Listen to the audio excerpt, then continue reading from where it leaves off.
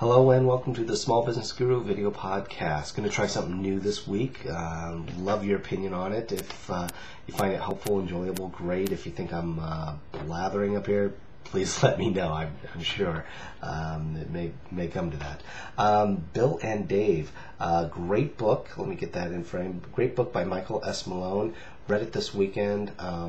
Great inspirational story. Original story of two young entrepreneurs in Silicon Valley starting their business and growing it into a global powerhouse. It's the story of Hewlett Packard, Dave Packard, Bill Hewitt.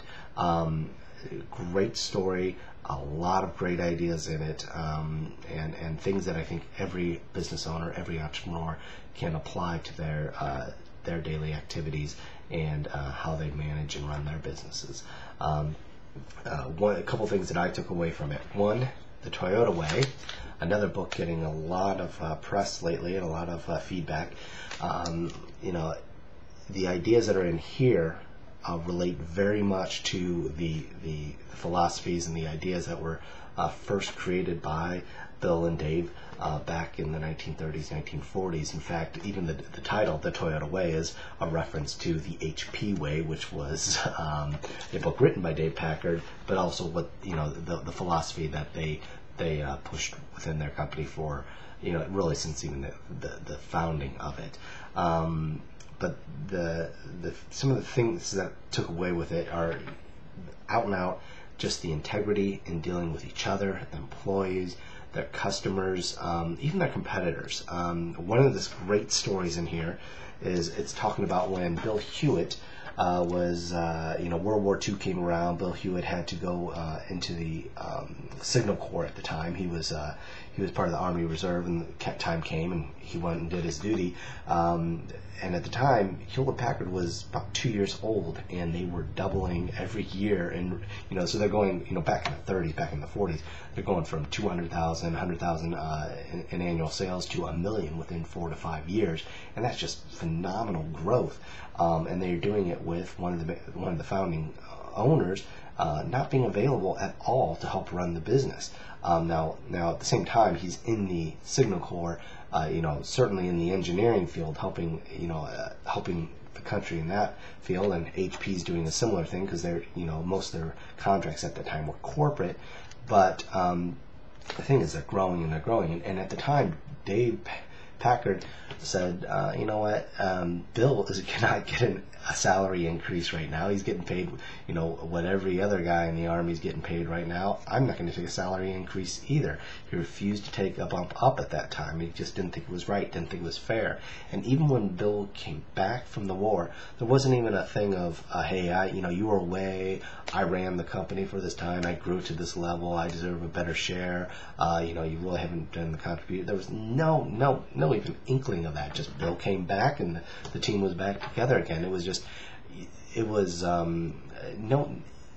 no sense of entitlement, no sense of this is your share, this is my share. It was truly an equal partnership, and they protected each other at every step of the way. And that that type of attitude is just something you don't run into a lot nowadays. And it's something that I admire greatly, and I hope businesses that I work with and the people that I work with always have that type of integrity, and it's just it's great when you do see examples of that in the real business world, especially from a foundational company like HP.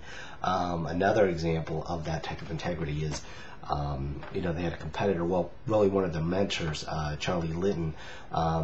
He had Litton Labs, and he was called away to go across country, and somebody else was watching his business for it. And at that time, there was a fire. The business burned down, and they had no use of their labs. And in many respects, the company was competitive to HP. But at the time, they're growing like gangbusters. Their factory's running, all the time.